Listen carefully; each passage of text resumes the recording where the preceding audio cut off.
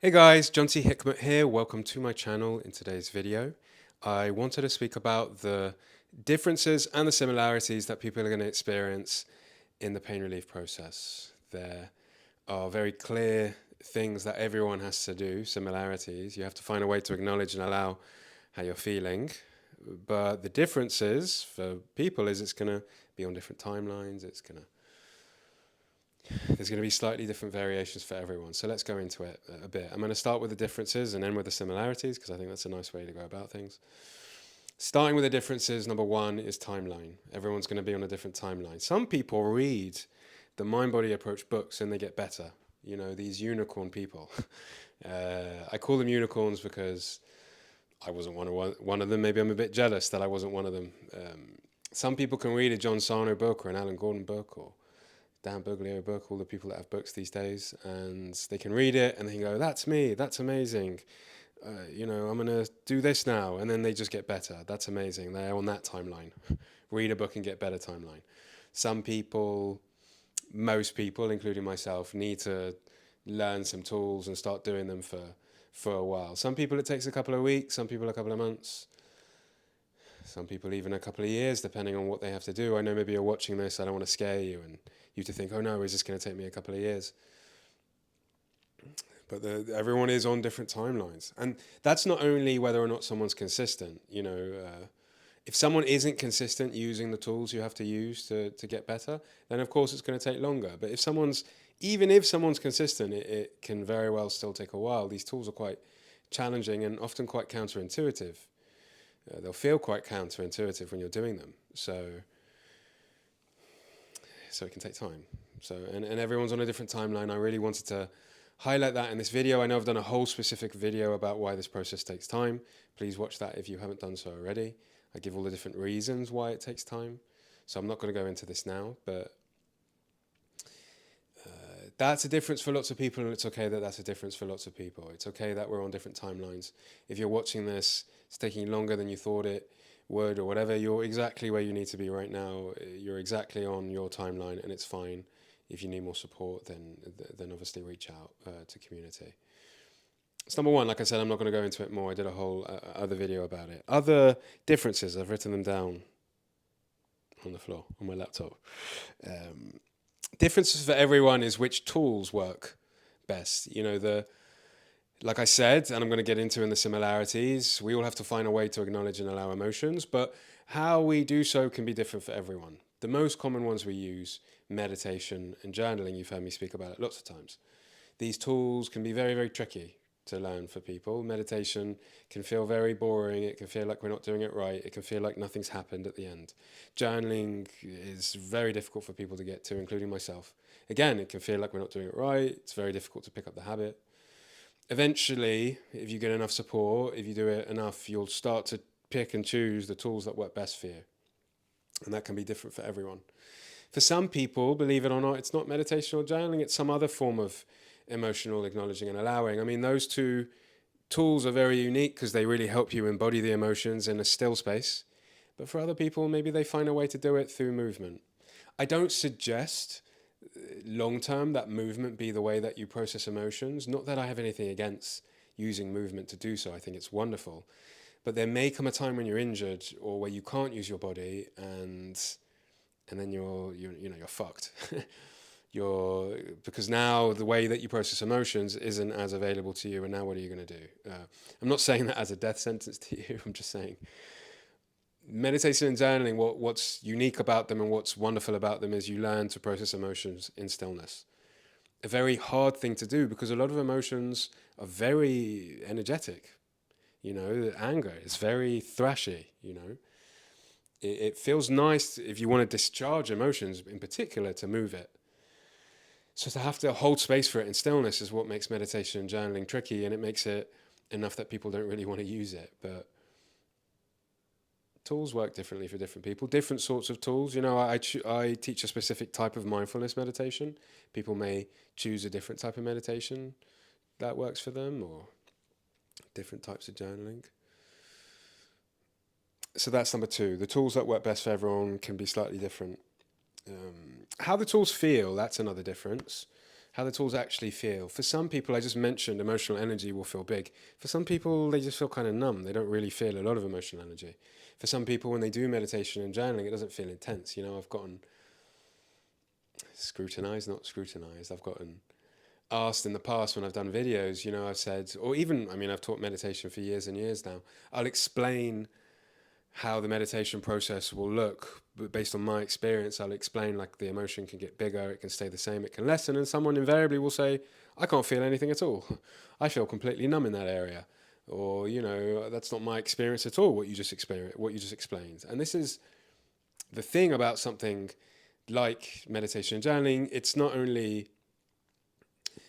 that people will choose what they prefer in terms of the tools, but the actual tools themselves will feel different for each person. Some people, again, and we're learning to acclimatize to that uncertainty. We're learning to feel safe with the fact that when we go inside and we attempt to acknowledge something, it may be very difficult for us to acknowledge it. A lot of people, they really struggle to acknowledge how they're feeling, and then they really struggle being in that void in a meditation. They're like, I'm meant to be here to acknowledge and allow how I'm feeling. I have no idea how I'm feeling. I don't know what it means to allow how I'm feeling. They just struggle in the void of uncertainty and the unknown. But a lot of what we are doing in these processes is learning to just be with whatever arises, even if it's, oh God, this is all very difficult. I've spoken about it again on lots of previous videos about how we're used to, with a skill, progress being that we feel better doing it, when in actuality what we're doing in this process is we're learning more and more to acclimatize to discomfort. So when discomfort arises, big parts of us think, oh, I must be doing something wrong, when in actuality you're exactly where you need to be. In a meditation, when things don't feel the way that they should, that's probably exactly where you need to be in that moment. So that's another difference, how the tools are going to feel. Some people will feel lots of emotion, some people not at all. Totally fine. Again, when I'm experiencing all these differences, explaining these differences, it's fine that we're all experiencing differences. It can still be held in a space, and it can still be helped. Just because your experience of this pain relief process is slightly different, or it feels drastically different from other people, I guess it's not going to be drastically different, trust me. You can still get through this. So another difference is the life adjustments that you may need. When I was going through my process, I broke off a relationship and I ended a career that was quite dear to me. The relationship was dear to me as well. That was a part of my pain relief process at the time. Later on, as life progressed, there was other things I needed to adjust, but at the time, those were big things in my life that my nervous system needed me to shift, needed me to move on from. That may not be the same for you. Some people, they come and see me and they need to make big changes in their life. For other people, their life's okay. It's just they need to learn to be more emotionally available for themselves. So that's a difference for everyone. You're going to have to work out the life adjustments that you may or may not need to adjust. For some people, it's you need to be more creative. You've put down your guitar, you need to start playing it again. For some people, it's you need to get out there and start dating again. Could be that. Trying to think of all the different things. For some people, it's more about perfectionism. For other people, it's more about being a high achiever, being less or more of something, having conversations you're putting off. Something about body image, it could be for certain people. You have to work out beyond emotional availability, which is the same for everyone. You have to learn the life adjustments you may or may not need. People who get through this process quicker are people that are consistent and really only have to learn to do the meditations and probably have past experience doing the meditations. But their life is otherwise actually pretty nice. Nice relationship and nice career. Not much to resolve in their life. They're getting to nature, they're having holidays, whatever it is. They just need to learn to be with their emotions more often. So they tend to move along this quicker, but I digress. Different for everyone, triggers and flare patterns I've written here. So the different things that are going to trigger pain for you and the different timeline in which you're going to have pain. I've got this visual, if you're watching this in my community, you've seen it. If you're not, then I'll explain what it is. I have this visual at the beginning of the lessons in the community, which shows the journey ahead, and it shows that it's bumpy. And it's my attempt at preparing you for the fact that the process is going to be up and down, and it's meant to be. You're meant to go through moments where it feels like you're back to square one and the pain is just as bad as it always was. That's going to be different for everyone. Some people go through those ups and downs 30, 40, 50 times. Some people, they just go through that once or twice, you know. For some people, they experience more of the symptom in the morning. For some people, it's the evening. For some people, it's just weekends. For some people, it's just when they're at work. Your trigger and flare patterns are going to be different. Your relapse moments, I hate calling it a relapse because that would insinuate that you really are back at square one when you're not. Your mind and body is just at that moment when you are having that moment of experiencing a flare up of symptoms. Your nervous system is asking from you what it's always asked from you. It's, sit with the emotional energy in the body, whether in the moment or later in the meditation or journaling, and consider some things in your life that have happened today or the previous days, whatever it is. It could be you didn't really sleep very well. It could be you missed a meal. It could be you, again, had an argument with someone. You need to have a conversation with someone. You need to take it easy. And no one is exempt from this. I'm going to explain this in the similarities. It's a lifelong process. It's explain that. Not because you're going to have pain forever from now on, but because normal in the human experience is ups and downs in life. I'm someone that facilitates this for people, and I was sick over the weekend. I do my best to be as streamlined as possible to try to not get sick, but I got sick. I was overworking, or maybe it's outside my control entirely, and some divine force said you're going to be sick this weekend because we need you to be. I don't know what it is, and that was difficult. I went through difficulty. Not only are people going to experience pain difficulty, but life difficulty. Anyway, I'm going to go through that in the similarity. So trigger and flare patterns are going to be different for everyone. It's not just because you're having more flare-ups or you're getting triggered by different things doesn't mean you're anywhere behind in the process. The process was always going to look like this for you, and it's fine that it did, and you can get through it with the process looking like this for you. Which is the main thing I want to tell you about the differences. Language and perspective is also a difference. I endeavor in my videos to try and use language that can be applicable to as many people as possible. When I say language, I mean when I use words like letting it be and allow and all the words I always use in my videos. But as much as I try my best to make these words applicable to lots of people, invariably, people are going to be watching these videos and they're going to misinterpret the thing that I said, or they're going to not quite like the way that I suggested doing something. And that's okay. A lot of what worked for me, language-wise, may not specifically work for you. You may need a slightly different word to describe something. In my community, we talk about self-talk and how to use it. For some people, they need to use it in a way that's suggestive and caring and loving. For other people, they may need to be a bit more absolute and direct with themselves in the language that they use. For some people, using a word like let it be and allow makes complete sense to them. For other people, it doesn't make sense. For other people, it's more about just forgetting language entirely and just being in the body. So knowing what to leave and what to keep is important when it comes to language. Did I just explain language and perspective? Perspectives on things. My perspective is that pain comes into our life to try to teach us something and to try and guide us in our life. If that's not a perspective you wish to have, then that's fine. If you're like, no, pain has been a burden, it's terrible, just let me get over this, tell me how to do it. You can have that perspective, it's fine. If that can get you through this, beautiful. I'm happy. I do not mind. So it's different for everyone. The different language that uses for our self-talk and to teach us what we need to do, and different perspectives. That's why I encourage everyone watching these videos to scrutinize me or to ask questions. If something hit a nerve, or you weren't quite sure about something or how to do something, ask me. It's not, I know it, I don't take it personally. It's important to ask because language alone is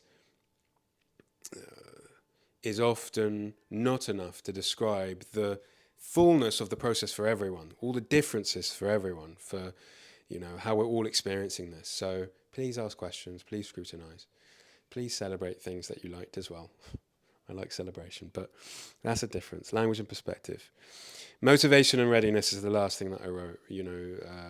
I do my best as well to motivate everyone to stay consistent as soon as possible, as soon as they can. But I also know people may not be ready to go inside and really be with what's there for them. People may need a bit more time. They may need to try some other things, some other quick fixes. They may need to try completely other approaches for a while, and that's fine. They may be in a stage in their life where it's just very busy for them. And as motivated as they think they can be, they just can't get to it. So that's different for everyone. Readiness to start the process, whether it's because of the challenge of going inside, or because of just the time in their life that they have to spend on this. It's different for everyone. So it's very linked to timeline, I guess. That those are the differences. If I've missed something out, please say so below. But let's go on to the same for everyone. Let's keep the video moving. So yes, number one, same for everyone. Acknowledging and allowing emotions. That is, without a doubt, something you're going to have to do. If you're experiencing chronic symptoms, you're going to have to learn how to acknowledge and allow emotions. How you're going to do it, like I said, is a different thing entirely. It could be that you do the meditation, which is the prime thing that I teach. Journaling, it could be some other type of movement or whatever. But the same for everyone, acknowledge and allow emotions internally in some way or another. And they're two skills in itself. That's why I mentioned acknowledge and allow. Learning to actually acknowledge how I'm feeling. How am I feeling right now? That's a skill in itself. Learning how to allow it to be there is a skill in itself. When I say learning to acknowledge how we're feeling, I don't mean you need to get very, very adept at going, this is embarrassment, this is shame. You don't have to get adept at knowing the specifics of what the emotion is in the moment. It's just learning to acknowledge the fact that you're feeling emotions is more the general thing that you have to learn, because for the most part, using the tools, using something like meditation, doesn't matter what emotion is arising for you. All you really have to do is close the eyes and be with the body specifically. You have to just go, all right, there's a flutter in my chest. It's leaving this gaping, hole, and it's making me feel a bit breathless. I'm just going to be with that in some way. And that's what allowing is. So acknowledging is acknowledging the fact that there's something occurring in the body, and allowing it to be there is just observing that it's there. There doesn't have to be this grand, I'm going to allow this, with a knife and charge. I don't know why that's what came up for me. Allowing something to be there is just generally just paying attention to it. Observing it is a word that I often use. There doesn't have to be some grand statement. Again, going back to differences, language and perspective. For certain people, there may need to be grand statements that you say, okay, now we're going to soften into this and allow this. Those things can work for certain people. I know for me, for a lot of people, for many of us, when we start to meditate, you'll immediately notice it's very difficult for parts of your psyche to allow certain things to be there. You're going to be resisting it a lot. You're going to not want something to be there. You're going to want to be different. Or if you're feeling numb, you're going to want more of something. You're going to say, I need to feel emotions to get better, so please give me more. You're just going to want to change the experience when you close the eyes and meditate. You're going to notice a lot of that. So you learn to work with what we call these resistant parts. If I'm going too deep in a process and you're right at the beginning, then ignore what I'm about to say. But if you know what I'm speaking about, then follow me for a moment. You learn to acknowledge the fact that inside you're going to be resisting a lot of what you're feeling, and how to communicate to those resistant parts. How to sit with them in a way where you tell them it's okay that you're resisting, but it's also okay what you're resisting. I get why you're afraid, but we can also be with this gaping hole in the chest. Let's just observe it. Let's just be with it. So acknowledging and allowing doesn't have to be this grand thing. It simply really is. It doesn't have to be this grand, that's shame, that's embarrassment, charge, let's allow it. It really is just, this is what's occurring in the body. I'm just going to pay attention to it, let it exist exactly as it's existing without trying to change it, without trying to force more of it to happen or force less of it to happen. The same for everyone, acknowledge and allow emotions in some way. The same for everyone is consistency matters. Being consistent with these tools is important. I recommend, when it comes to something like meditation, 5 times a week. The reason I say 5 is because people that come to me, some people struggle with the habit of starting to meditate. Some people do too much of it. So here's me with a bit of experience, knowing the sorts of people that come to me, that I settled on 5 days a week for myself as well. People that do too much of it are like, right, if I meditate 3-4 hours a day, every single day, I'll get better quicker. But no, you're just going to be overly selfing. You're going to be overly indulging in your self-experience, when actually a big part of what you're learning in this whole process is balance, which is one of the similarities. You're going to have to learn to balance your life in some way. And one of the ways is by just kind of maintaining, all right, I'm going to meditate 5 days a week. If you're watching this and you want to meditate 7 days a week and you found a way to do it which is balanced and doesn't overtake your life, please do it. I say 5 because that's what I do for me. I don't meditate on the weekends. For myself, I prioritize socializing and I prioritize going out and I prioritize just not doing like healing stuff on the weekend. Even though that is healing stuff, going and being with friends and being in nature is healing in its own way. I prioritize being out there as opposed to being in there. So consistency matters with not only with meditation, with anything that you're going to do in this process. Whichever life adjustment you make, if there's some sort of habit that you want to create, eating better or anything else that's healthy, doing your hobby. I keep mentioning guitar because that's something that I enjoy doing. So being consistent with the things that are going to help you. Very important. The same for everyone. We're still on the same. So the same for everyone is something will have to change in your habits. Whether it's learning more of the meditation or the journaling, or it's doing less of something, like trying to limit a bad habit. So something is going to have to change in your life. That's the same for everyone. You're going to have to make changes, not only in the skills that you're learning, but again, like I said before, that's going to be different for everyone, the changes you're going to have to make, but everyone is probably going to have to make changes. If you have chronic symptoms, your mind and body is screaming at you to tell you to make a change. So you're going to have to make some sort of change. More of something and less of something, whatever that is. For me, it wasn't necessarily more of a meditation. It was a different type of meditation because I had already been meditating before this process, but what I had to do less of was obsessively being on Google, searching for different foods and all the different things I was probably allergic to because my stuff was, I had pain in my stomach. I had to stop being obsessed with stomach stuff and back stuff on Google. What I had to change was my self-talk around food. I had to change my self-talk about going out with friends. I had to change certain patterns I got into at work in terms of procrastination and perfectionism. I had to change. So for everyone, you're going to have to make some sort of change. The changes you'll have to make may be slightly different, but you're going to have to make a change in habits. Doing more of something or less of something. Same for everyone, life will still have ups and downs. When we experience chronic symptoms for a while, we forget that normal was that life had ups and downs. We have this rose-tinted,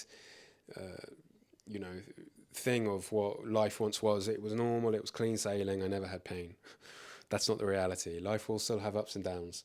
This is the reality of things. And when we're going through this process and pain seems to flare up, and I get it, like I understand it can feel very difficult for someone that struggled for a while to be in that and to affirm to themselves, no, this is normal, this is what we go through in life, because you've struggled for so long. So I understand it's difficult, but actually you begin to realize going forward that actually normal is life will have ups and downs. Like I said, upon recording this, the weekend just gone, I was a bit sick.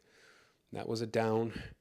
People in my life have passed, sadly, and that was really difficult to be with the grief. I have had moments of stomach pain again, nothing to do with the fact that they're chronic, and now I'm back in chronic pain again in that way. Just I ate something dodgy. I ate something bad, or maybe it was, again, I hadn't really given myself space to be with an emotion, a difficult emotion to be with, and my stomach was doing something. But again, I responded to those things differently. So again, it went before I knew it. Same with my back. You're still going to experience symptoms at various stages in your life. They're not going to be chronic anymore. It's not going to, just be every day. And like I said in the differences, I said you're going to have flare-up moments, and it's going to feel like I'm back at square one and it's here forever. But then you'll notice them pass if you stay consistent in this process. You may have to have a couple of those before you really get into your head, oh, sometimes I'm maybe going to have this in life, and that's okay. I just need to know what to do in those moments. And what happened for me is I would have those flare-ups. At first, I'd have them, obviously I was having it every day at first, but then it was like I was having it once a week, and then it was like I was having it once a month, and then it was once every couple of months, and then, it was just spreading out how often I would have that. And now it's It just happens when it probably should happen in a normal life, when you normally should have pain because something is awry, something is off, didn't sleep well, didn't really give myself time to be with an emotion, had an argument, I don't know, whatever it is. Sometimes it's the physics of the body. I haven't exercised enough. I haven't relaxed enough. I've exercised too much. Life will still have ups and downs. You're still going to go through things. It's normal. It's fine. It's not because you're back in chronic symptoms again. You can get on with life anyway. So that's the same for everyone. Last two things, get to the end of the video, same for everyone. The nervous system has to learn safety. This is important for absolutely everyone. This kind of ties into acknowledging and allowing emotions, because essentially that's what teaches the nervous system safety. But the bigger element of the nervous system learning safety is physical, emotional, mental, physical, spiritual health. Those are the components I teach in this community. If you're watching this on YouTube, please watch the video I did about my entire process, which explains these 4 components. These 4 things teach the nervous system safety. And not only do you have to learn what they all entail, but you have to learn how to balance them. So you have to learn how to not overdo any of them or underdo any of them. Overdoing physical health, I did. A lot of people do when they come and see me, because that seems to be the only tools that are presented to us in the mainstream. Exercise, sleep and diet and some medication and you should be better. And then when you're not, a lot of people like myself become obsessed with those tools. Obsessed with sleep routines and obsessed with diet and obsessed with exercise, and we're still not getting better, but we don't know any other way. We think I must just have to become obsessed with this to get better. So learning to dial that down, not be obsessed with that. What to you is normal, healthy and physical health? How many hours of sleep do you need? How much exercise do you need? How much rest do you need? What should your diet be? What should, Same with emotional health. A lot of people neglect that entirely. So learning to do that is vital for the nervous systems. And these are the sorts of tools that teach the nervous system safety. You're going to meditate. You're going to journal. This isn't just for your pain relief process. After you've noticed you're getting better more consistently, I encourage you. I pray. I really want you. Just keep meditating and journaling. Keep doing something to enhance your emotional health often. Again, we're not overdoing it. We're learning balance. If it's 5 days a week you need to do, or however many minutes a day you need to do to learn balance. Spiritual health isn't about being religious unless you want to be, but it's about having fun. It's about getting to nature, lying under a tree, going for hikes, doing the things that you enjoy, intimacy, community. These things teach the nervous system safety. You're learning to give your mind and body exactly what it needs in each of those components. Your mind and body wants to move. Your mind and body wants to relax. Your mind and body wants to have a good sleep. Your mind and body wants to eat food that you enjoy and that feels healthy to it. Your mind and body wants you to learn how to acknowledge and allow and feel safe with emotional energy in the body. Your mind and body, it wants you to enjoy your career to the best ability that you can. Obviously, even when we enjoy our career, it can sometimes feel like a job. Your mind and body wants you to not hold back from your needs and boundaries and express it. Your mind and body wants you to enjoy your life. Really, it does. And when it knows that you are, this teaches the nervous system that everything is safe. That's the same for everyone. Nervous system has to learn safety. Final thing, same for everyone, is community support is really helpful for everyone going through this process. So it's the reason I started my community. I'm not going to beat around the bush and say I'm only mentioning this because of my community. I mentioned it because I work with people one-on-one for years and years and years, and everyone kept saying, can I meet other people that you're working with? Can I meet other people that you're working with? And I really wanted to bring everyone together. It's a lot of effort. Anyone that's that runs their business themselves, they know how difficult it is to create a model or a method to help bring people together. And eventually I did. I created a class, weekly meditation class, where people could meet each other, and everyone loved it. So it encouraged me to then create a full-on community, which I have now, which has a variety of lessons. It has a forum. It has the weekly calls. It has teachers that come in every so often to give different lectures and lessons, what have you. It has guided meditations. The same for everyone is that community really helps, because I mentioned those differences before. Even though there are big differences in timeline and the way we experience the tools and the tools that work for us and when they work for us, what is the same for everyone are the methods. Like the meditations and the journaling, and the fact that being with other people that are going through similar things as you is very, very helpful to move you along quicker. It's helpful to be with teachers who have walked people down, lots of different people down the path, and that can help you in your specific moment. When you're going through a flare-up, to be in the community is vital, because those flare-ups are going to happen to most people. So to have community there to then vent about it, and other people can share, oh, I went through this, I did that, or oh, I'm going through this right now, I'm really here for you. And to have teachers tell you exactly what to do, oh, you need to be with this, you need to do this, or to just help sound out things for you, is vital. Community can help you with trial and error. You know, I did a video recently about telling people you just got to start. It doesn't matter all the noise, all the different videos, you've got to start immediately.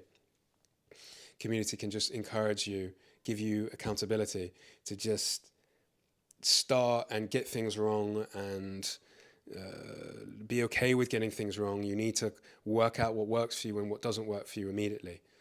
That's another similarity for everyone. For everyone, you've got to start, and you're going to find out pretty immediately the things that don't work for you. So community can help you when you kind of go, okay, I tried the meditation in the morning and it's not working. What should I do now? I tried being with emotions, but I don't quite understand it. I tried that conversation, but it didn't really work. What do I do? You've got to just start immediately. That's the same for everyone. You've got to be consistent immediately. So that's the video. As always, anything that came up for you when you were watching this, please share below. As always, it was more of an informative video than a directional one, but what I really aimed to get at, for anyone watching this to get watching this video, is to really give people a chance to understand that where you're at is perfect. Where you're at right now, even though it may feel slightly different, is perfectly fine. There are enough similarities and enough people going through this to help guide you through. So I really wanted the video to motivate you to start the process as soon as possible in any way, and to get help if you need it. If you want to join our community, you can do so. Click below, and we're here waiting for you to help guide you. So thanks for watching. Like I said, anything you want to share, please ask below. Otherwise, hopefully hear from you soon.